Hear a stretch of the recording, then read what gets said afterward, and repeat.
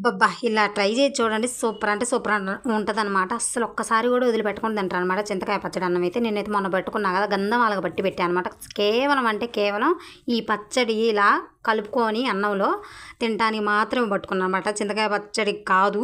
అన్నం పులిహార అన్నం అయితే బాగుంటది. చింతకాయ పులిహార అన్నం సూపర్ అంటే సూపర్ ఉంటదనమాట.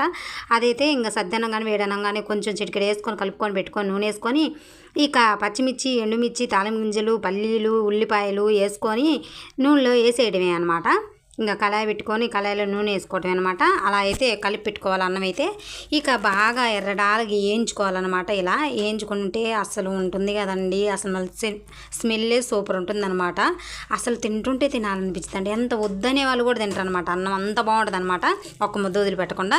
ఇక ఆ తాలింపు వేసుకున్నది అయితే ఇంకా దీంట్లో వేయటమే. ఉప్పు, కారం, పసుపు ఏమి వేయాల్సిన అవసరం లేదనమాట. అంత బాగుంటుంది అనమాట.